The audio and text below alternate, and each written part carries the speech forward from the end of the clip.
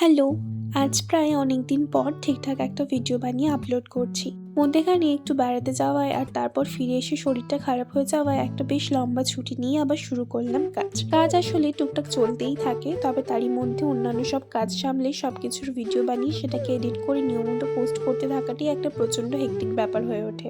যেমন এই কাজটাই বেশ কয়েকদিন আগেই তোমাদের এই লিপন আর্টটা স্ট্রাকচার করাটা দেখিয়েছিলাম, মনে আছে? এর কালারের পার্টটাও কমপ্লিট করে ফেলেছিলাম বেশ কয়েকদিন আগেই, কিন্তু এডিট করে পোস্ট করতে করতে এত লেট হয়ে গেল। তো আজকে সেটারই বাকি প্রসেসটা দেখালাম তোমাদের।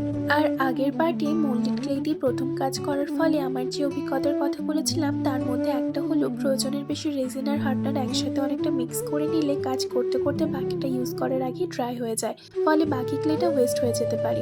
তাই তোমরাও যদি মোল্ডেড ক্লে দিয়ে কাজ করো এটা মাথায় রাখতে পারো। আর কাজটা তোমাদের কেমন লাগলো জানাতে ভুলো না কিন্তু। আজ তাহলে এতটুকুই, দেখা হবে খুব জলদি অন্য কোনো ভিডিওতে।